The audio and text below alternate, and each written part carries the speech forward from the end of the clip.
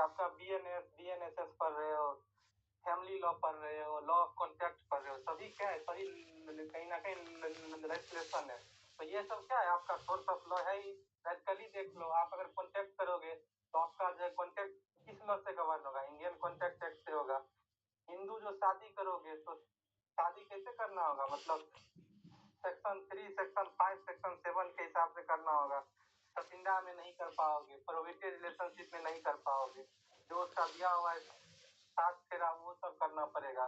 तो कहीं ना कहीं क्या है, कहीं ना कहीं उससे गवर्न होगी। जैसे मान लो अगर कोई मतलब क्राइम किया तो क्राइम किससे गवर्न होगा? क्राइम बीएनएसए का गवर्न होगा। कोई अगर किडनैप किया तो इतना होगा, कंटेबल होमिसाइड किया इतना होगा, मर्डर किया इतना होगा। तो कहीं ना कहीं क्या है, सबका कहीं ना कहीं लेजिस्लेशन है।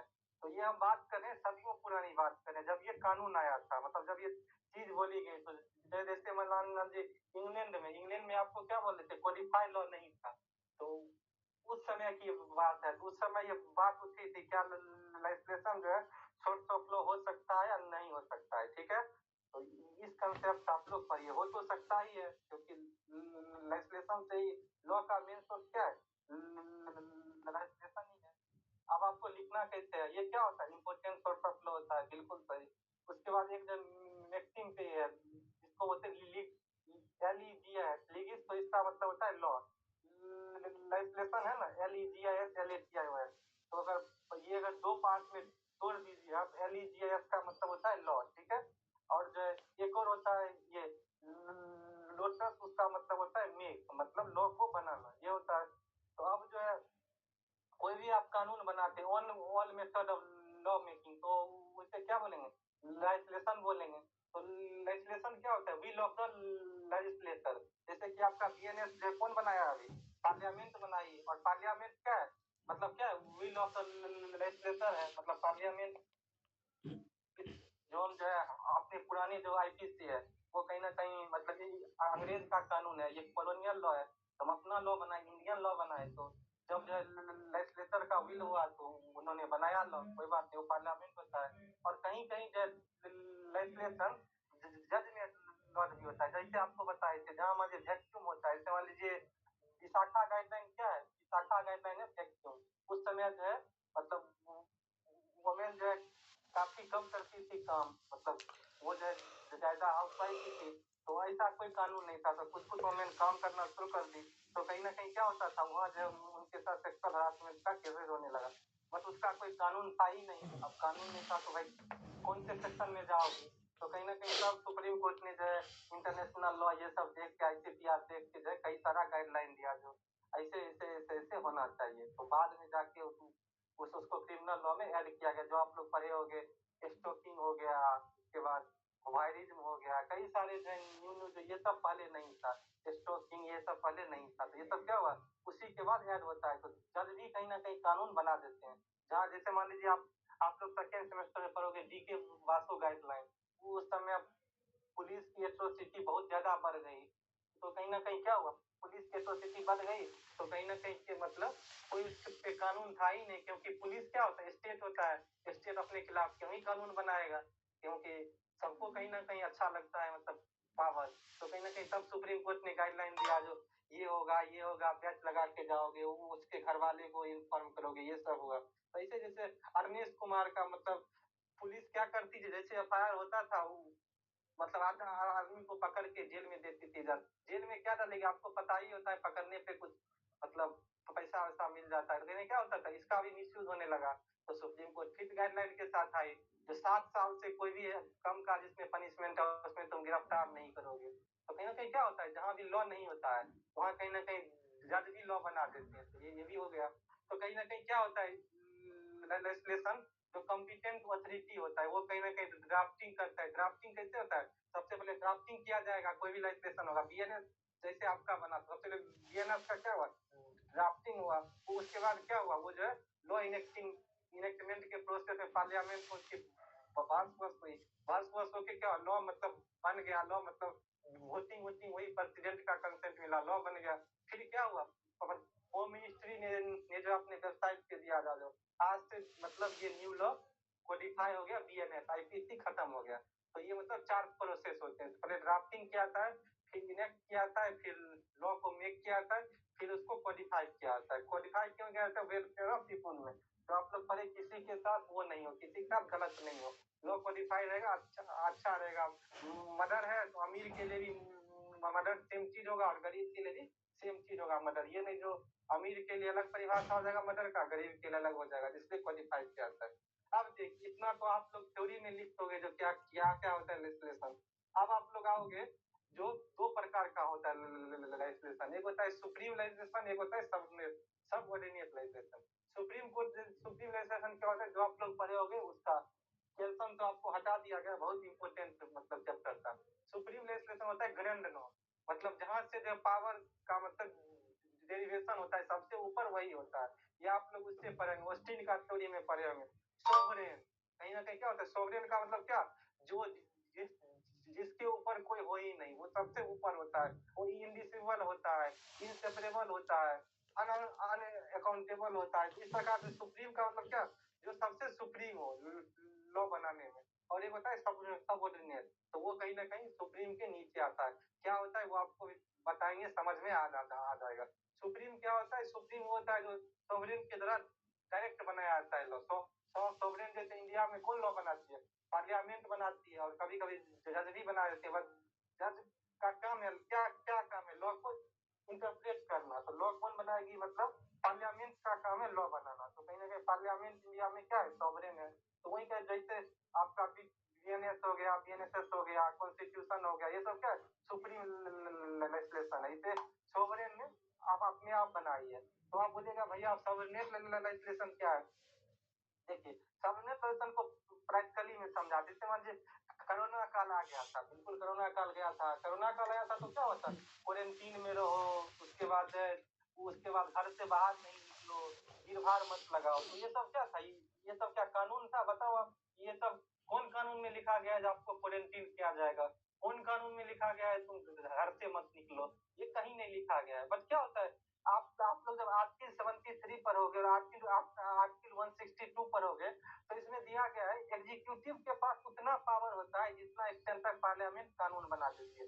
और आप लोग एडमिनिस्ट्रेटिव लॉ में पढ़ोगे थर्ड सेमेस्टर में, जिसको बोलते हैं डेलीगेटेड लेजिस्लेशन। डेलीगेटेड लेजिस्लेशन क्या होता है? हर समय ये तो जरूरी नहीं। इंडिया में कितने सेशन होते हैं? 2 या 3 सेशन होते हैं, शायद दो ही सेशन होते हैं 6-6 महीने पे। ये तो है नहीं पार्लियामेंट पूरी साल बैठे रहेगी। अब बीच में मान लीजिए कोई चीज की जरूरत पड़े, जैसे कि कोरोना ही आ गया, तो क्या पार्लियामेंट बैठी नहीं है तो उसको ऐसे ही छोड़ देंगे? तो क्या होता है उस समय कहीं ना कहीं कुछ एग्जीक्यूटिव के पास पावर किया आता है, जो कि हमारे कॉन्स्टिट्यूशन में भी आर्टिकल 73 और 162 में दिया हुआ है। जो जहां तक पार्लियामेंट कानून बना सकती है, एग्जीक्यूटिव के पास उतना पावर होता है, कोई लागू कर सकती है। इसे बोलते हैं डेलीगेटेड लेजिस्लेशन। या एडमिनिस्ट्रेटिव लॉ में पढ़ोगे तो कहीं ना कहीं क्या होता है, एडमिनिस्ट्रेशन के पास भी पावर होता है, जो वो मतलब इमरजेंसी सिचुएशन में क्या होता है, वो मतलब डिसीजन ले सकते हैं। तो मान लीजिए आपका ड्यू है तो आपका मतलब ड्यू के लिए क्या पार्लियामेंट बनाती है लॉ? जैसे मान लीजिए आपका एग्जाम कब होगा, उसके बाद जो बच्चे 70% आएंगे नहीं, उसको कहीं ना कहीं वो कर दिया जाएगा, डिबार कर दिया जाएगा। आप लोगों का जो है कॉपी रीचेकिंग करने का 2000 रुपये है, 2000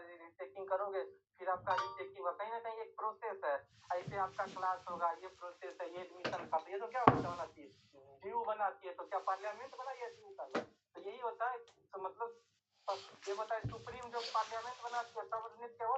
सबऑर्डिनेट किसी को कर दिया, जैसे कोरोना काल में एग्जीक्यूटिव को जो किया है, आपके ड्यू मान लीजिए आपके वेलफेयर के लिए जो बना रही है। तो ये सब क्या होता है? Subnet legislation. ये पार्लियामेंट खुद नहीं बनाती है, बस वो कर देती है। दिल्ली यूनिवर्सिटी को पावर दे दी जो भाई तुम अपनी चलाने के लिए जो है अपने हिसाब से बना लो। ये होता है सबनेट लेजिस्लेशन। वो पार्लियामेंट नहीं बनाती है, जो अथॉरिटी होती है जिसको सबनेट किया जाता है वो लेजिस्लेशन बनाती है। तो स्ट्रीम आप लोग को समझ आ गया। 3 प्रकार का हो सकता है, या तो पार्लियामेंट लॉ बनाए, जैसे मान लीजिए ब्रिटिश पार्लियामेंट या इंडियन पार्लियामेंट। क्या ऑर्डिनेंस जो होता है, ऑर्डिनेंस भी कहीं ना कहीं एक प्रकार का लॉ ही होता है। जो आप लोग आर्टिकल 123 पढ़ोगे, तो मात्र उसको 6 महीने के अंदर जो है पार्लियामेंट से पास करवाना पड़ता है। तो वो जो ऑर्डिनेंस भी एक प्रकार का क्या क्या होता है? सुप्रीम लेजिस्लेशन होता है। सबनेट में आप क्या क्या गया, जैसे रजिस्ट्रेशन आ गया। उसके बाद जो भी ऑटोनोमस लॉ है, जैसे यूनिवर्सिटी हो गया, दिल्ली यूनिवर्सिटी, बनारस यूनिवर्सिटी, ये सब बनाती है लॉ। उसके बाद 73 एंड 74 अमेंडमेंट के बाद क्या था, म्युनिसिपल लॉ और पंचायत लॉ। जैसे आप लोग पंचायत का क्या होता है, पंचायत कहाँ मतलब वो लगेगा, पंचायत का होता है ना बैठक, कहाँ मनरेगा में क्या काम होगा, उसके बाद कहाँ सड़क बनेगा, कहाँ ये होगा क्या होगा। तो ये सब थोड़े पार्लियामेंट बनाएगी लॉ, या ये मत मान लीजिएगा सिर्फ पार्लियामेंट। स्टेट में क्या होता है, स्टेट लेजिस्लेचर होता है। जैसे मतलब 3 प्रकार का होता है ना लॉ, एक स्टेट लिस्ट में होता है, एक जो है संवर्ती सूची में होगा, और एक जो है सेंट्रल लिस्ट में होता है। तो कहीं ना कहीं स्टेट लिस्ट का पुलिस से होगा, या मान लीजिए एग्रीकल्चर पे होगा, तो उससे अपना स्टेट बनाएगी। तो ये होता है मतलब जो मतलब पार्लियामेंट या ये स्टेट लेजिस्लेचर कानून बनाए डायरेक्ट, तो उससे क्या बोल देंगे सुप्रीम लेजिस्लेचर। सबनेट क्या हुआ, एग्जीक्यूटिव को पावर दे। एग्जीक्यूटिव के पास कानून लाने का अधिकार तो है नहीं, लेकिन इमरजेंसी सिचुएशन से कोरोना काल में क्वारंटीन रूल ये सब जैसे होता है रूल, या मान लीजिए दिल्ली में भी पोल्यूशन बहुत ज्यादा है, तो क्या दिल्ली असेंबली बनाने लगी रूल, लेकिन क्या किया एग्जीक्यूटिव ने, मतलब वो जो कृत्रिम वर्षा होता है आईआईटी के साथ वो करके यहाँ बारिश करवाने की कोशिश किया, बारिश नहीं हुई वो अलग बात है। तो कहीं ना कहीं ये क्या एग्जीक्यूटिव का ये है, मतलब एग्जीक्यूटिव को डेलीगेट किया जाता है, जो आप डे टू डे काम करने के लिए आपके पास कुछ पावर होना चाहिए, तो वो हो जाता है सब लेजिस्लेशन में यही है। अब एडवांटेज क्या है legislation of source of law, अगर आप मतलब सोर्स ऑफ लॉ को लेजिस्लेशन मानते हैं तो इसका एडवांटेज ये इफेक्टिव होता है, बिल्कुल इफेक्टिव होता है। उसके बाद इसे आप मतलब कहीं ना कहीं बदल सकते हैं, चेंज कर सकते हैं। उसके बाद जो आप जो डिक्लेयर कर सकते हैं, ये सब कानून है।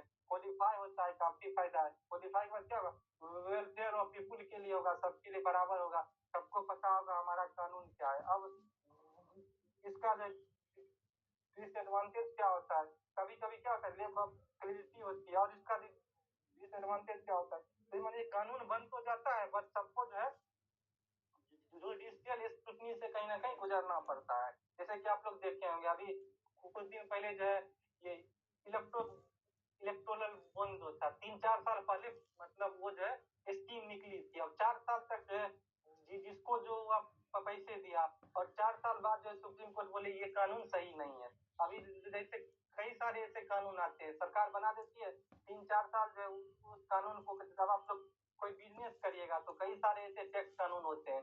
अब काफी आदमी का 1-2 साल टैक्स जाता है अलग, और तब जो मतलब कोर्ट बोल देती है ये कानून कहीं ना कहीं गलत है। तो ये होता है जो मतलब ये मतलब होता है जो बाद में कोर्ट वो कर देती है। अब जो जितना दिन कानून रहा, कोर्ट इसके में कहीं 2 साल 3 साल लग ही जाते हैं।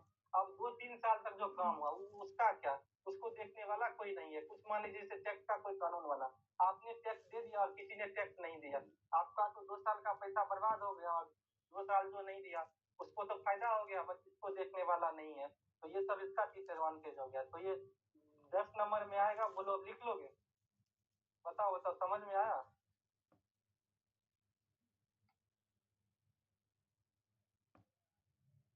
हेलो जी भैया, डिसएडवांटेज में रिजिड और इनफ्लेक्सिबल दोनों।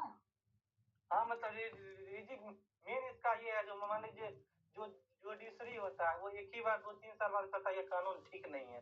अब जो 3 साल तक वो हुआ उसका क्या, जैसे भी कुछ दिन पहले ही एक जो एडमिनिस्ट्रेटिव ट्राइब्यूनल का कोई डिसीजन था, तो सुप्रीम कोर्ट ने बोला ये जो बिल्कुल गलत है।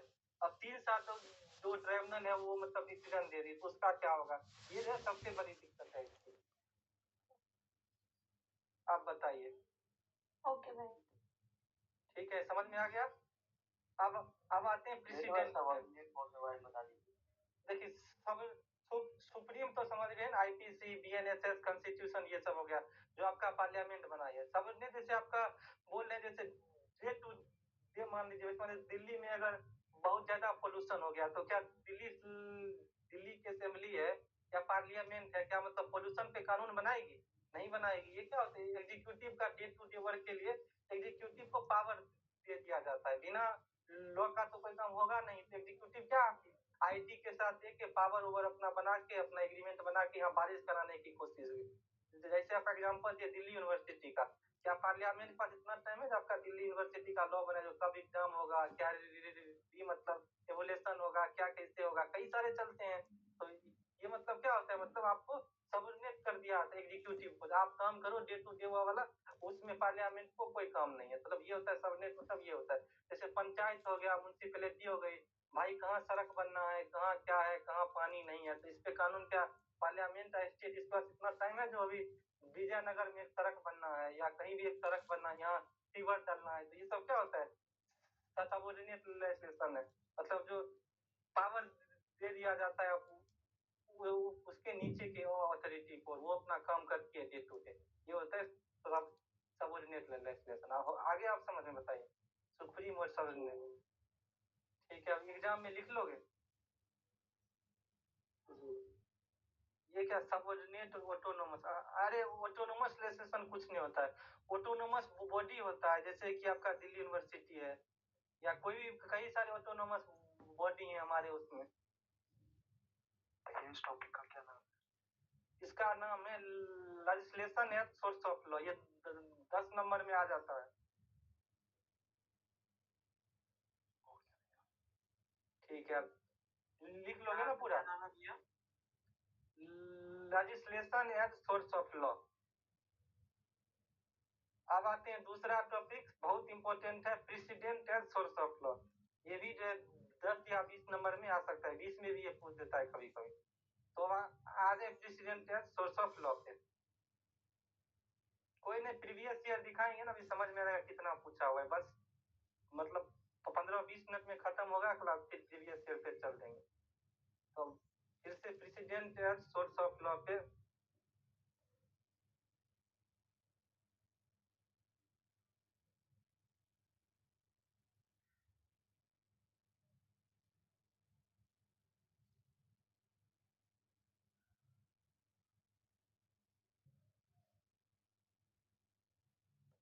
ये जो 10 नंबर में भी आ सकता है, 20 नंबर में भी आता है। अब देखिए प्रेसिडेंट को हम प्रैक्टिकली समझते हैं। प्रेसिडेंट आप लोग समझ, कल ही आपको बताए हैं कॉमन लॉ सिस्टम में प्रेसिडेंट क्या होता है, समझिए सुप्रीम कोर्ट ने कोई जजमेंट दिया, तो ये एडवर्सरियल सिस्टम में क्या फायदा होता है, वो सब पे बाइंडिंग होता है, जितने हाई कोर्ट है, जितने भी डिस्ट्रिक्ट कोर्ट है, सब पे कहीं ना कहीं बाइंडिंग होगा, ये होता है प्रेसिडेंट। ये नहीं होगा जो डिस्ट्रिक्ट कोर्ट का जज बोलेगा, आप एडवोकेट बने और बोलने लगे सर इस केस में सुप्रीम कोर्ट ने ये बोला, तो वो बोलेगा अरे सुप्रीम कोर्ट बोला तो हम नहीं मानेंगे, हम भी तो जज ही हैं, ये नहीं बोल सकता है। क्या होता है जो सुप्रीम, यहाँ क्या हायरकी ऑफ कोर्ट है, कल आपको हायरकी ऑफ कोर्ट बताए थे, सबसे ऊपर सुप्रीम कोर्ट, फिर हाई कोर्ट, फिर कहीं ना कहीं डिस्ट्रिक्ट कोर्ट में डीजे साहब, फिर जो एडीजे साहब, फिर सीजीएम, फिर judicial magistrate second class, first class की जुडिशियल मजिस्ट्रेट सेकंड क्लास। तो कहीं ना कहीं क्या था, ऊपर अथॉरिटी ने जो भी लॉ मतलब सेट किया, वो कहीं ना कहीं लोअर कोर्ट पे बाइंडिंग होता है, वही बोलते हैं प्रेसिडेंट। हाँ जी, क्या बोलना है, किसी का ऑन है माइक। ये जो प्रेसिडेंट क्या होता है, पास्ट जो जुडिशियल डिसीजन, मतलब जुडिशियल डिसीजन जो पहले कहीं ना कहीं दिया गया है, इसको और क्या बोल सकते हैं, मतलब previously decided judgment of the superior court. Superior court चाहे हाई कोर्ट हुआ था, सुप्रीम कोर्ट, मान लीजिए जो हाई कोर्ट भी डिसीजन देती है, वो उस स्टेट में कहीं ना कहीं लागू होता है। दिल्ली हाई कोर्ट जो मतलब डिसीजन देगी, वो दिल्ली के जितने भी डिस्ट्रिक्ट कोर्ट है, चाहे 30 हजारी हो, चाहे पटियाला हो, चाहे जो राव रेवेन्यू हो, सब में कहीं ना कहीं होगा लागू। अगर जो पटना हाई कोर्ट कोई जजमेंट दे रही है, तो जितने भी बिहार के 39 स्टेट है, सब पे कहीं ना कहीं लागू होगा, मतलब सॉरी जितने भी डिस्ट्रिक्ट है बिहार के, तो कहीं ना कहीं क्या, या यूपी में जो भी मतलब हुआ है, यूपी हाई कोर्ट को देगी, तो यूपी के जितने भी डिस्ट्रिक्ट कोर्ट है, सब पे कहीं ना कहीं होता है लागू। सुप्रीम कोर्ट अगर देगी तो पूरे ऑल ओवर इंडिया में लागू होगा। तो ये होता है मतलब प्रेसिडेंट। अब प्रेसिडेंट क्या होता है, प्रेसिडेंट होता है जो जज जो है उसको मतलब फॉलो करने के लिए बाउंड होता है। जैसे बोले सुप्रीम कोर्ट कोई डिसीजन देगी, तो पूरे इंडिया में जो भी जज है हाई कोर्ट और डिस्ट्रिक्ट कोर्ट को, सबको वो चीज मानना पड़ेगा। क्यों क्यों क्यों बाइंडिंग होगा, क्योंकि यहाँ हायरकी ऑफ कोर्ट है, कॉन्स्टिट्यूशन में भी दिया हुआ hierarchy of court. Supreme court क्या होता है, आर्टिकल 144 में लॉ ऑफ द होता है लैंड, तो कहीं ना कहीं दिया गया है, तो इसलिए बाइंडिंग कैरेक्टर होता है वो। ये जो है कौन कौन से कंट्री में होता है, जो कॉमन लॉ कंट्री होता है, कॉमन लॉ कंट्री का मेन चीज है प्रेसिडेंट जो है, कहीं ना कहीं वो उस पर बाइंडिंग होता है। तो जो भी कॉमन लॉ कंट्री है, इंडिया हो गया, इंग्लैंड हो गया, यूएसए हो गया, ऑस्ट्रेलिया हो गया, कनाडा हो गया, ये सारे कॉमन लॉ कंट्री यहाँ प्रेसिडेंट कहीं ना कहीं चलता है। अब प्रेसिडेंट मतलब वही होता है सुपीरियर कोर्ट का जो मतलब सुपीरियर कोर्ट का जो जजमेंट होता है वो लोअर कोर्ट पे बाउंडिंग हो। जैसे आप एग्जांपल देते हैं, मर्डर में क्या हुआ, जैसे आपका मर्डर में पड़े होंगे गिरसा सिंह, आर पुनैया, मतलब ये उन्हें सुप्रीम कोर्ट ने बोला जो अगर सभी मिला के अगर मतलब ये मेडिकल रिपोर्ट इस सब में अगर देखेंगे जो मतलब इस प्रकार से अगर चोट मारेंगे तो किसी की हो सकती है मृत्यु। तो आप डिस्ट्रिक्ट कोर्ट के अगर नहीं, हम आर पुनैया का जजमेंट तुम मानेंगे ही नहीं, ये नहीं हो सकता है भाई। सुप्रीम कोर्ट ने दिया है तो तुमको भी ये चीज मानना पड़ेगा। तुम्हारे पास अगर सेम चीज आए तो तुमको आर पुनैया के हिसाब से जजमेंट देना है। तो मतलब यही है। जैसे समझिए क्रिमिनल कोर्ट है तो क्रिमिनल कोर्ट में जो सुप्रीम कोर्ट दिया वो सबको मानना पड़ेगा, high court, session court, police सबको। हाई कोर्ट दिया तो कहीं ना कहीं सेशन कोर्ट, पुलिस को मानना पड़ेगा। सेशन कोर्ट जो दिया वो कहीं ना कहीं पुलिस को मानना पड़ेगा। तो यही होता है मतलब प्रेसिडेंट। तो ठीक है, प्रेसिडेंट आपको बता ही दिए। तो हाई कोर्ट और सुप्रीम कोर्ट इनका माई कौन है, तो सुप्रीम जो भी सुप्रीम कोर्ट और हाई कोर्ट का जजमेंट होगा वही क्या होगा, एडमिनिस्ट्रेटिव ट्रिब्यूनल, जो आप लोग 323 में पढ़ते हैं, 323 ए और बी में। तो एडमिनिस्ट्रेटिव ट्रिब्यूनल भी कई प्रकार के, जैसे मान लीजिए ये जो कंपटीशन लॉ का हो गया, या मान लीजिए जो IAS IPS का होता है, मतलब एडमिनिस्ट्रेटिव ट्रिब्यूनल कई प्रकार का होता है। मतलब वो कहीं ना कहीं बनाया जाता है जो छोटा मोटा काम है वो जो है बहुत इसकी, जैसे NGT हो गया, इन्वायरमेंट के लिए बनाया गया है। तो हाई कोर्ट और सुप्रीम कोर्ट का जो वो है एडमिनिस्ट्रेटिव ट्रिब्यूनल पे भी होगा बाइंडिंग। अब जो है लेकिन एक चीज याद रखिएगा, सुप्रीम कोर्ट पे जो है सुप्रीम कोर्ट का डिसीजन बाइंडिंग नहीं होता है। सुप्रीम कोर्ट अगर पहले कोई डिसीजन दिया और अब चाहेगी जो हम उसको बदल दें तो सुप्रीम कोर्ट बदल सकते हैं। जैसे प्रियम्बल में ही क्या हुआ, पहले वाले केस में वो बोला था सुप्रीम कोर्ट ने जो प्रियम्बल मतलब कॉन्स्टिट्यूशन का पार्ट नहीं है, बट जो अगले वाले केस में क्या बोला, प्रियम्बल जो है कॉन्स्टिट्यूशन का पार्ट है। जैसे AK गोपालन में सुप्रीम कोर्ट ने बोला था जो मतलब एग्जीक्यूटिव का पावर है, जो मने वो मतलब डिसीजन ले मत कर सकती है। मतलब जो मेनका गांधी में फिर सुप्रीम कोर्ट ने क्या बोल दिया, नहीं, एग्जीक्यूटिव वही काम करेगी जो ड्यू प्रोसेस ऑफ लॉ है, उसी के हिसाब से एग्जीक्यूटिव को भी काम करना होगा। और सुप्रीम कोर्ट जो एडमिनिस्ट्रेटिव चीज पे भी है जुडिशियल रिव्यू कर सकती है। तो क्या होता है, सुप्रीम कोर्ट जो अपने पहले के जजमेंट को बदल देते, अभी 3 ईयर प्रैक्टिस रूल में देखिए, पहले एक बार सुप्रीम कोर्ट क्या बोली थी, जज बनने के लिए कोई प्रैक्टिस की मतलब जरूरत नहीं है, बट अब क्या की न्यू में बोली 3 साल का प्रैक्टिस चाहिए। तो सुप्रीम कोर्ट का सुप्रीम कोर्ट पे बाइंडिंग नहीं होता है। सुप्रीम कोर्ट चाहेगी तो फिर से जो न्यू इंटरप्रिटेशन कर सकती है। तो ऐसे ही हाउस ऑफ लॉर्ड भी है इंग्लैंड में। एक चीज और ध्यान रखिएगा, मोर जज का जो डिसीजन बेंच होता है वो कहीं ना कहीं मतलब कम जज के मतलब बेंच पे बाइंड। मान लीजिए कोई जजमेंट जो है 13 जज वाला सुनाया और कोई जजमेंट मान लीजिए 11 जज वाला सुनाया, तो 13 जज जो सुनाया वो कहीं ना कहीं 11 जज पे बाइंडिंग हो। जैसे मान लीजिए 3 जज का बेंच है और मतलब 5 जज का बेंच है, तो कहीं ना कहीं जो 5 जज बेंच का जो भी मतलब वो जो है लोअर मतलब कम जज बेंच पे कहीं ना कहीं होता है लागू। जैसे कि आप लोग देखे होंगे हाई कोर्ट में क्या चलता है, पहले एक जज सुनते हैं और उसको अगर आप अपील करिएगा तो कहीं ना कहीं 2 या 3 जज आपका सुनेंगे। तो कहीं ना कहीं क्या होता है, हायर मतलब जो ज्यादा से ज्यादा अगर जज अगर हायर बेंच अगर आपकी बैठी तो लोअर बेंच पे वो कहीं ना कहीं बाइंडिंग होगा और लोअर बेंच का मतलब डिसीजन जो होता है उसको हटा सकता है सेम कोर्ट। तो ये भी आप समझ लीजिए। अब देखिए जो है ये जो प्रेसिडेंट बताया, प्रेसिडेंट कितने तरीके के होता है, तो प्रेसिडेंट मेनली होता है 2 तरीके का, बट आप 4 तरीका आप एग्जाम में लिख सकते हैं। अब 2 तरीका अभी क्या होता है, 2 तरीके में सबसे पहले होता है डिक्लेरेटरी एंड ओरिजिनल प्रेसिडेंट और दूसरा होता है ऑथोरिटी एंड परस्पेसिव प्रेसिडेंट। अब जो ये क्या होता है, डिक्लेरेटरी होता है जो ऑलरेडी मतलब एग्जिस्टिंग रूल ऑफ लॉ है। ये मतलब क्या होता है, ये जो लेजिस्लेचर बनाती है, ठीक है, लेजिस्लेचर बनाती है मतलब क्या हुआ, जो पार्लियामेंट कानून बनाती है, जो पार्लियामेंट कानून बनाती है उसे बोलेंगे डिक्लेरेटरी प्रेसिडेंट, जो मतलब पार्लियामेंट बनाती है लॉ। और जज इसको क्या करेगी, वो इवॉल्व करता है, इंटरप्रेट करता है। बट जो ओरिजिनल प्रेसिडेंट होता है, ओरिजिनल प्रेसिडेंट में जज और पार्लियामेंट दोनों उस पे कानून बना सकते हैं। जैसे कि इंडिया में तो होता नहीं है, बट जो है इंग्लैंड में ये मतलब होता है। जैसे आप लोग एक जो विशाखा गाइडलाइन देख सकते हैं। तो विशाखा गाइडलाइन क्या हो गया? ये विशाखा गाइडलाइन हो गया ओरिजिनल प्रेसिडेंट। क्यों? क्योंकि जो पहले तो सुप्रीम कोर्ट ने मतलब कई सारे गाइडलाइन दी, और फिर आपके जो है इसमें आ गया, फिर आपके सीआरपीसी में आ गया, अब आपके बीएनएस इसमें आ गया है, बीएनएस में आ गया। पहले आईपीसी में गया था, जो मतलब स्टॉकिंग क्या होता है जैसे कि आपको बताए थे, या मान लीजिए वो होता है जैसे आपको जीके का वास्तु गाइडलाइन दिए थे, तो वो भी गाइडलाइन था, वो कहीं ना कहीं सीआरपीसी में भी आ गया बाद में। तो इस प्रकार का बोलेंगे ओरिजिनल प्रेसिडेंट, बट जो सिर्फ पार्लियामेंट बनाती है उसे बोलते हैं डिक्लेरेटिव मतलब प्रेसिडेंट। दोनों कहीं ना कहीं मिलता जुलता है, दोनों कहीं ना कहीं एक ही मतलब चीज है। लेकिन और हम आपको डीप में बता दें, इतना भी दोगे लिख दो पार्लियामेंट और जज मिलके बनाते हैं तब भी आपको नंबर मिल जाएगा। बस हम आपको डिक्लेरेटिव ओरिजिनल में भी थोड़ा सा डिफरेंस दिए बता। डिक्लेरेटिव क्या? सिर्फ जिसमें पार्लियामेंट बनाएगी। ओरिजिनल क्या हुआ? जिसमें पार्लियामेंट और जज दोनों मिलके बनाएगी। ये आप ध्यान रखिएगा।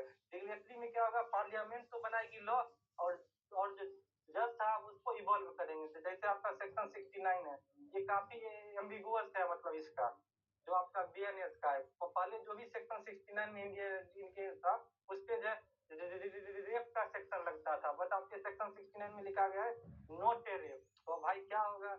इस पे भी कोई क्लियरिटी नहीं है। ये अब जब जो जज साहब इवॉल्व करेंगे तब समझ में आएगा। तो इसको क्या बोलेंगे? डिक्लेरेटरी बोलेंगे। या इसे मतलब डिक्लेरेटिव जो पार्लियामेंट बनाया, वो ओरिजिनल क्या हुआ? पार्लियामेंट और जज दोनों मिलके बनाए। तो ये होता है अंतर। अगर नहीं भी समझ आया तो सिर्फ लिख दोगे जो पार्लियामेंट और जज साहब जो इवॉल्व करते हैं उसको कहीं ना कहीं डिक्लेरेटरी ओरिजिनल प्रेसिडेंट करते हैं। ठीक है, अब आते हैं ये ऑथोरिटी एंड परपेचुअल प्रेसिडेंट। ये होता है, आप बताइए बताइए। ये जो डिक्लेरेटरी वाला था उसमें सिर्फ पार्लियामेंट वाला था, एंड ओरिजिनल वाले में जजेस एंड पार्लियामेंट दोनों था। हाँ, तुम बताओ, इतना ध्यान रखना है। ठीक है, ऑथोरिटी एंड परपेचुअल और ये डिक्लेरेटरी और ओरिजिनल प्रेसिडेंट होता है, ये जज पे कहीं ना कहीं बाइंडिंग होता है। ठीक है, जैसे मान लीजिए पार्लियामेंट कोई बना ही लो, तो क्या होगा?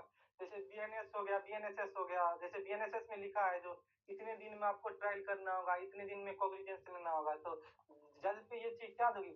बाइंडिंग होगी। तो डिक्लेरेटरी और ओरिजिनल प्रेसिडेंट जज पे कहीं ना कहीं बाइंडिंग होता है। ये भी एक पॉइंट आप लिख लीजिए।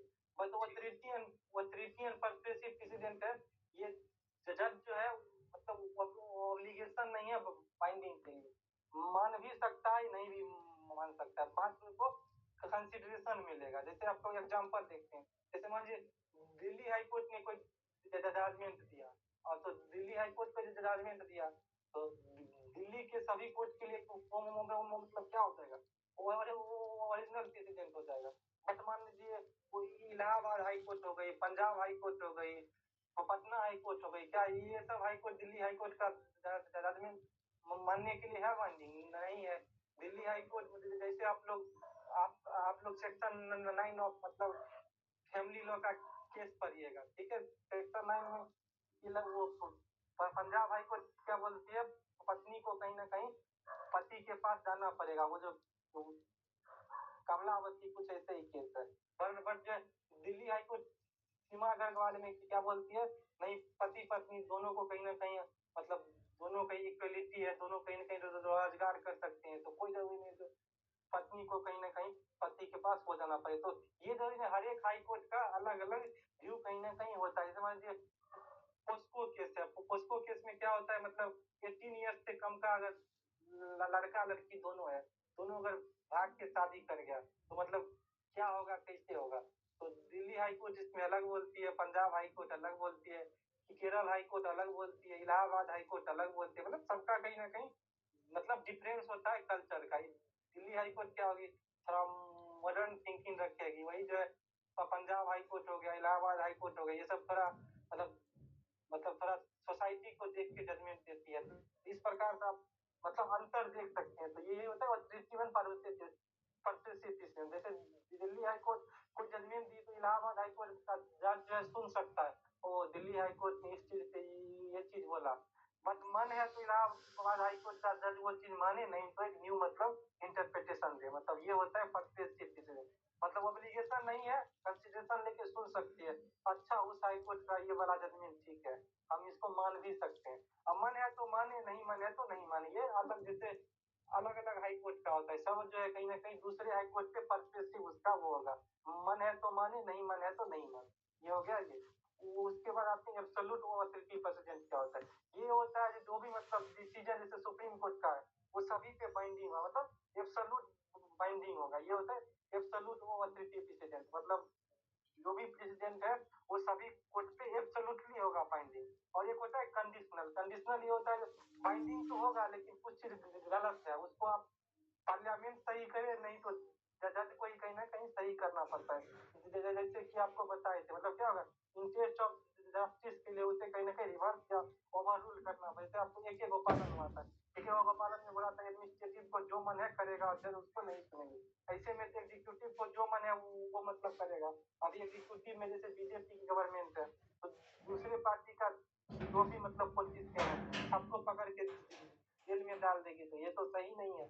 तो क्या हुआ मेनका गांधी केस में इसको बोला गया नहीं, मतलब इसको कहीं ना कहीं रिवर्स कर दिया और बोला सुप्रीम कोर्ट हम जो है एडमिनिस्ट्रेटिव भी अगर इलविल हो गया, अगर जो है गलत मोटिव से कोई डिसीजन लेता है तो हम उसका रिव्यू कर सकते हैं। तो कहीं ना कहीं जो गलत चीज होता है वो बाइंडिंग तो होती है, बट उसको कहीं ना कहीं इंटरेस्ट ऑफ जस्टिस के लिए उसको कहीं ना कहीं ओवर रूल करना पड़ता है। तो आपको ये चार चीज समझ। डिक्लेटरी क्या होता है, ये मतलब जो पार्लियामेंट बनाए लो या जज बनाए लो और वो कहीं ना कहीं सब पे बाइंडिंग होगा।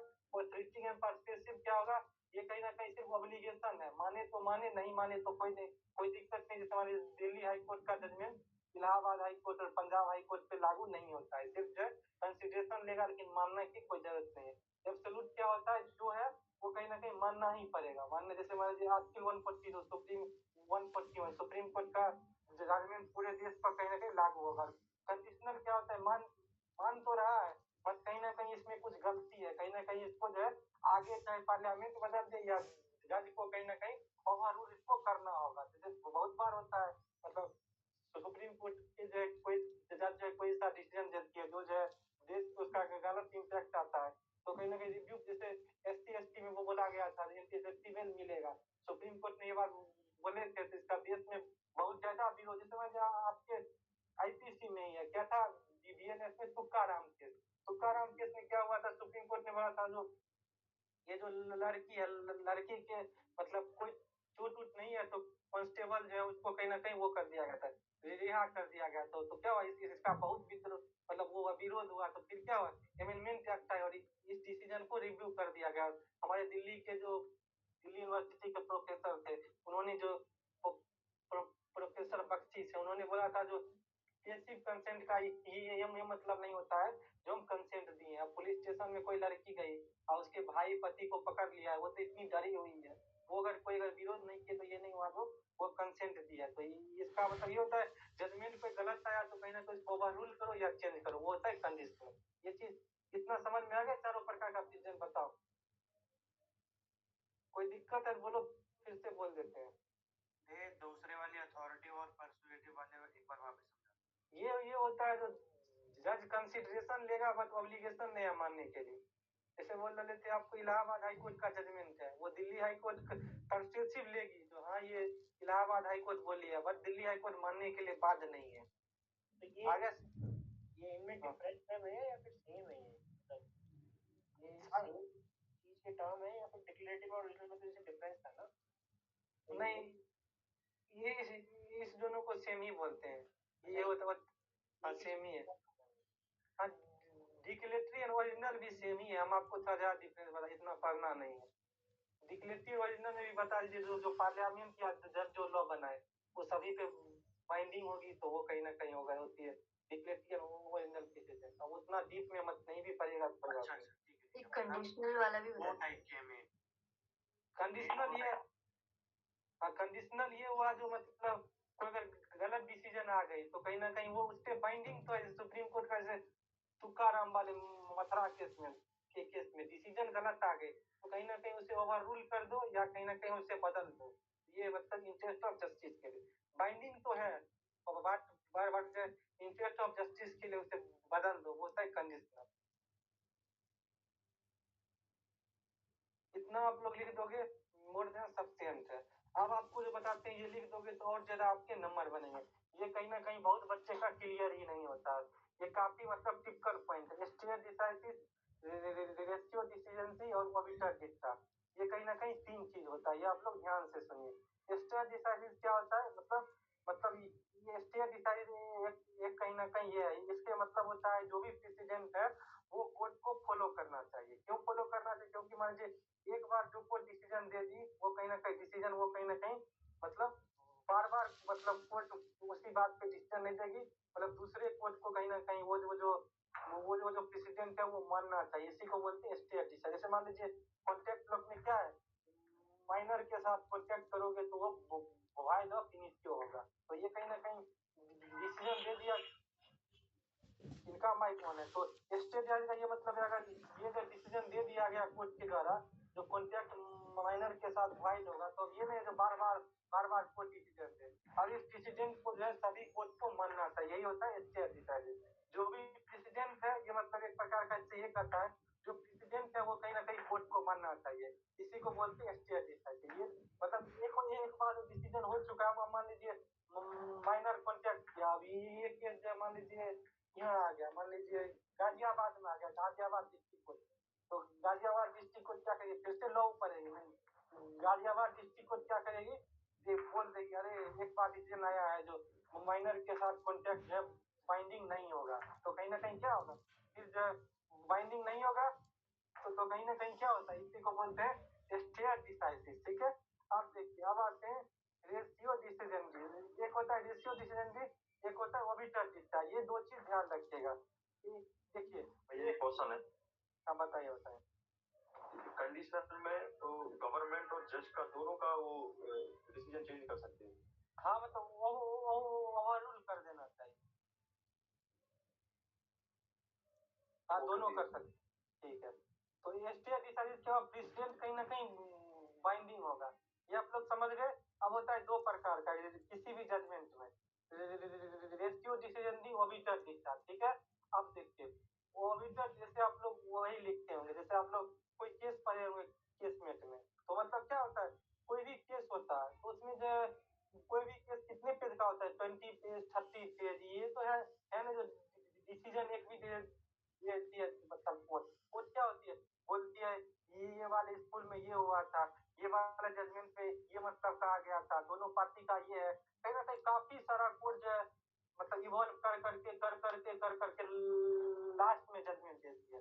तो ऐसे ही जजमेंट का दो पार्ट होता है, ऑबिटर जीतता है, रेशियो डिसीजन। जो भी ऑब्जर्वेशन होता है वो कई सारा ऑब्जर्वेशन देती है, इस केस में ये बोला, ये हुआ, ये स्कूल है, ऑस्ट्रेलिया में ये चल रहा है, अमेरिका में ये बोला। ये सब क्या होता है, जज का ओपिनियन होता है, ये ऑब्जर्वेशन होता है। तो ये जो है बाइंडिंग इफेक्ट इसका होता नहीं है। क्यों? क्योंकि ये ऑब्जर्वेशन है। कोई मान लीजिए जज को ऑस्ट्रेलिया की बात अच्छी लगी, अमेरिका की बात अच्छी लगी, किसी और जज को ये चीज अच्छा नहीं लगेगा। जैसे कल आपको बताए थे लीगल एड में क्या हुआ था, ये जो पीआईएल का कंसेप्ट है, ये कहीं ना कहीं ये जो पीएन भगवती है और ये जो कृष्णा अय्यर साहब है, ये कहीं ना कहीं इंटरनेशनल में देख देख के वहाँ ये होता है, वहाँ गरीबों के लिए ये होता है, तो क्या हुआ मतलब ये जो है कहीं ना कहीं ऑब्जर्वेशन दिए वहाँ ये होता है। लेकिन ये तो जरूरी नहीं है जो हर जज को ऑस्ट्रेलिया और यूएसए का मतलब चीज अच्छा लगे। तो वही होता है ऑबिटर दिखता, जो जज का ऑब्जर्वेशन होता है कई सारा, वो कहीं ना कहीं बाइंडिंग नहीं होता है कि किसी जज का मन है तो यूएसए का ये बात माने और किसी जज को मन है तो यूएसए का ये बात नहीं माने। तो ये होता है ऑबिटर दिखता। लेकिन रेशियो डिसीजन क्या होता है, इसका बाइंडिंग इफेक्ट होता है। क्यों? क्योंकि जज जो है अंतिम में रीजन देते हैं। रीजन क्या है, मान लीजिए जज साहब ने बोल दिया जो माइनर के साथ कॉन्ट्रैक्ट जो है तो मतलब बाइंडिंग नहीं होगा। क्यों नहीं होगा? क्योंकि 18 ईयर से कम जो कॉन्ट्रैक्ट एक्ट में लिखा गया है, तो अगर आप माइनर के साथ कॉन्ट्रैक्ट करोगे तो उसका कोई बाइंडिंग इफेक्ट नहीं होगा। तो ये जो है जज साहब ने रीजनिंग दे दिया। अब ये जो दो चीज होगी ये कहीं ना कहीं सभी कोर्ट से बाइंडिंग होती है। तो यही होता है ऑबिटर जिसका जो मेन रीजनिंग होता है, ये सॉरी रेशियो डिसीजन की जो मेन रीजनिंग होता है वो कहीं ना कहीं एक दो लाइन का होता है अंतिम में, ये हुआ इसलिए ये हुआ। जैसे मान लीजिए आपके जब पुनैया वाले केस में कहा था सुप्रीम कोर्ट ने, जो अगर आप मतलब अगर नॉन वाइटल पार्ट पे हाथ पैर भी खूब मारते हो, और हाथ पैर पे अगर मिला के अगर ये हुआ, अगर डॉक्टर अगर बोल दिया जो ये मतलब इस प्रकार की इंजरी है जो इससे आदमी की हो सकती है, कोई मान लीजिए 70 साल का ओल्ड इंसान है, आप उसको जो 50-60 लत से हाथ फाड़ के मार दिए, अब हाथ पैर पे भी मारा, आप बोलोगे अरे हम तो हाथ पैर पे मारे, मेरा मारने का बिल्कुल इंटेंशन नहीं था, लेकिन सुप्रीम कोर्ट ने क्या जजमेंट दिया, अगर डॉक्टर बोल दिया जो एक आम जो है 70 साल की इंसान को 50 लाठी मारा जाए तो उसकी मृत्यु हो जाएगी, तब आपको कोर्ट मतलब क्या क्या डिसीजन, ये हम देखेंगे ये जो vital part non vital part पे कहाँ मारे हो, तुम्हारा इंटेंशन देखेंगे, इंटेंशन क्या है जो मतलब तुम इतना मारे जो जब तक वो बेहोश नहीं हो गया, 50 लाठी मारे, अगर तुम्हारे मारने का इंटेंशन था नहीं तो 1 लाठी 2 लाठी मार के तुम हट जाते, बट तुमने क्या हुआ 50 लाठी मारा जबकि कोई वो बेहोश नहीं हो गया, तो तुम हाथ पैर से मारे कोई दिक्कत नहीं, सबको मिला के अगर डॉक्टर बोल दिया जो इससे ऑर्डिनरी मैन की हो जाएगी डेथ, तो मतलब इसमें जो है मतलब हम इसको मर्डर मानेंगे, हम मान लीजिए मथुरा कोर्ट या 30,000 कोर्ट के पास इस प्रकार का केस आ गया, तो मतलब एक आदमी को रॉड से जो 25 बार मारा गया है, ठीक है, तो 25 बार मारा गया है, हाथ पैर से 25 बार मारा गया, एक दो प्रकार से होता है, मान लीजिए रॉड को सर पे मारे तब तो आप बोल दीजिएगा सर इसका सर पे मारने का ये मतलब है जो इसको मारना ही था, जो सर अपना फट जाए, ब्रेन फटेगा तो कोई आदमी जीवित रहेगी नहीं, एक तो ये बात है, बट मान लीजिए हाथ पैर से उसने मारा, अब सुप्रीम कोर्ट ने बोला है हाथ पैर से अगर इस प्रकार से मारोगे जो होल अगर देखेंगे तो 25 लोहे का रॉड अगर डॉक्टर बोल दिया जो 25 लोहे के रॉड से किसी की हो जाएगी डेथ, तो कहीं ना कहीं इसे मानेंगे मर्डर, तो मथुरा हाई कोर्ट और जो 30,000 हाई कोर्ट है, इस रीजनिंग जो दिया है कोर्ट, ये जो रेशियो डिसीजन दी है वो कहीं ना कहीं मानने के लिए बात है, बट जो ऑबिटर दिखता है मतलब जो ऑब्जर्वेशन दिया है जो ऑस्ट्रेलिया में ये हुआ, यूएसए में ये हुआ, वहाँ ये हुआ, यहाँ ये हुआ, इस स्कूल में ये हुआ, जो स्टूडेंशियल ये सोशियोलॉजिकल स्कूल ये करता है, हिस्टोरिकल स्कूल ये करता है, जब साहब ये सभी लिखते हैं, तो जज को मनोगा तो मानेगा वो चीज, नहीं मनोगा तो नहीं मानेगा, बट जो मेन चीज है जो रीजनिंग है वो कहीं ना कहीं मानना पड़ेगा, ये 3 चीज क्लियर हुआ, स्टेट डिसाइड मतलब प्रेसिडेंट कोर्ट को मानना चाहिए, उसके बाद रेशियो डिसीजन जो मेन रीजनिंग है वो कहीं ना कहीं सबको मानना पड़ेगा, ऑबिटर डिस्टा जो ऑब्जर्वेशन है अपना जो 5-10 पेज का होता है जज साहब का, वो जो मानने के लिए बाइंडिंग नहीं है, और आगे समझ में ये शॉर्ट में आप लिख दोगे, यहाँ तक भी लिख दोगे कंडीशनल तक भी, तब भी आपके नंबर मिल जाएंगे, बट हम आपको अच्छा नंबर लाने के लिए ये 3 चीज बोल दिए, थोड़ा समझने में दिक्कत है, बट हम चाहते हैं हमारे स्टूडेंट का अच्छा स्कोर हो इसलिए बता दिए, समझ में आया, बताइए स्टेट डिसाइड और रेशियो डिसाइड में फर्क क्या है? अरे स्टेट डिसाइड मतलब एक डॉक्ट्रिन है, ये दोनों एक नहीं है, स्टेट डिसाइड ये हुआ जो कोर्ट को प्रेसिडेंट मानना चाहिए, ये एक डॉक्ट्रिन है, और इस दोनों में अंतर पूछे, रेशियो डिसीजन एक डॉक्ट्रिन होता है, सॉरी स्टेट डिसाइड एक डॉक्ट्रिन होता है, इसका मतलब होता है कोर्ट को मतलब प्रेसिडेंट मानना चाहिए, ये होता है स्टेट डिसाइड, ये एक डॉक्ट्रिन है, अब एक ये पूछिए जजमेंट में क्या क्या होता है, तो जजमेंट में क्या क्या होगा, रेशियो डिसीडेंडी होगा, ऑबिटर डिटा होगा, मतलब ऑबिटर डिटा क्या जज का जो ऑब्जर्वेशन होगा, रेशियो डिसीडेंडी क्या होगा मतलब जज जो रीजनिंग दिया है वो होगा अंत में, तो वो भी जो ऑबिटर डिटा जो भी ऑब्जर्वेशन है ओपिनियन है जज का वो नॉन बाइंडिंग होता है, लेकिन जो रीजनिंग है मेन रीजनिंग है रेशियो डिसीडेंडी वो बाइंडिंग होता है, स्टेट डिसाइड को अलग लिख दिए, और एक जजमेंट में होता है रेशियो डिसीडेंडी ऑबिटर डिटा, आगे समझ में बताइए। सर एक बार रिपीट कर दो, मेरा नेट चला गया।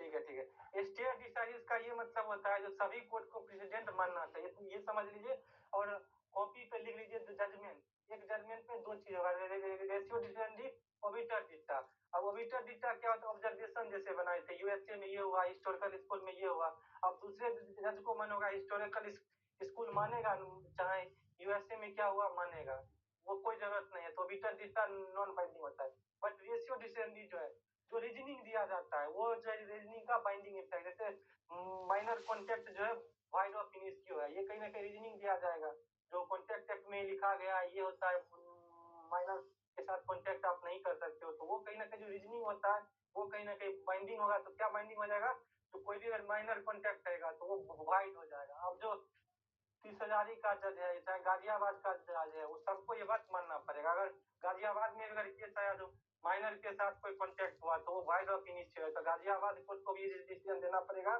जो माइनर के साथ कॉन्टेक्ट वाइड ऑफ इनिशियो होगा। क्यों? ड्यू टू रेशियो डिसीडेंडी। आप समझ में आ गया? ठीक है। आप देखिए सर्कमस्टांसेस, हम उसकी बात करते हैं जिसमें जो है प्रेसिडेंट जो है बाइंडिंग होता है। तो क्या क्या होगा, जैसे मान लीजिए मतलब कोई स्टेट्यूट बना दिया, या मतलब हायर कोर्ट ने जो जजमेंट दिया, तो इस सब में क्या होगा, बाइंडिंग होगा। हम मतलब कुछ ही इस प्रकार पढ़ते हैं जो मतलब बाइंडिंग नहीं होगा, तो वही होगा कोई यूरोनस डिसीजन दे दिया, गलत डिसीजन दे दिया, या मान लीजिए किसी डिसीजन को ओवररूल कर, जैसे मेनका गांधी में के गोपालन को ओवररूल कर दिया गया, तब वो प्रेसिडेंट बाइंडिंग नहीं होगा। अभी इंडिया और इंग्लैंड में क्या है, इंग्लैंड में क्या था, पहले था जो हाउस ऑफ लॉर्ड का जजमेंट हाउस ऑफ लॉर्ड के बाइंडिंग होता था, बट एक जजमेंट आया बॉयज वर्सेस चैपलिन, इसमें जो हाउस ऑफ लॉर्ड बोला, जो हाउस ऑफ लॉर्ड का जजमेंट हाउस ऑफ लॉर्ड पे बाइंडिंग नहीं होगा, तो अब वहाँ बाइंडिंग नहीं होता है। और सुप्रीम कोर्ट पे भी क्या है, आर्टिकल 141 में सुप्रीम कोर्ट जो है लॉ ऑफ द लैंड है, तो सुप्रीम कोर्ट के विजन सुप्रीम कोर्ट के जजमेंट का बाइंडिंग नहीं होता है। जो आपको बताए थे पहले क्या था, सुप्रीम कोर्ट के जजमेंट जो 3 साल का प्रैक्टिस रूल नहीं होगा, बट अब बोला 3 साल का प्रैक्टिस रूल होगा, तो सुप्रीम कोर्ट चेंज कर सकती है। तो इंडिया में भी ये है। अब मान लीजिए आप लोग लिख लोगे प्रेसिडेंट सबसे पहले लिख लेते हैं, ओरिजिनल लिख लोगे, और ट्रीटी एंड परसुएसिव लिख लोगे। एब्सोल्यूट कंडीशनल याद रहे तो लिखना, नहीं तो छोड़ भी देना। और ये स्टेयर डिसाइडी, रेशियो डिसेंडी, ओबिटर डिसाइड, ये आपको लिख लेना। आगे समझ बताइए सर। अपने सर्कमस्टेंसेस में ऊपर ये लिखा हुआ ignorance of statute, inconsistency between higher court, इसका क्या बोल रहे हैं? अरे मेन चीज ये समझ, जो भी स्टैट्यूट होगा या जज का डिसीजन होगा वो कहीं ना कहीं बाइंडिंग होगा। और बाइंडिंग कौन सा नहीं होगा, जज अगर कोई जजमेंट ओवररूल कर दिया तो वो चीज बाइंडिंग नहीं होगा, या जज कोई इरेगुलर जजमेंट दे दिया, तो कंडीशनल में पढ़े हैं ना, जो जज को कहीं ना कहीं बदलना पड़ता है, तो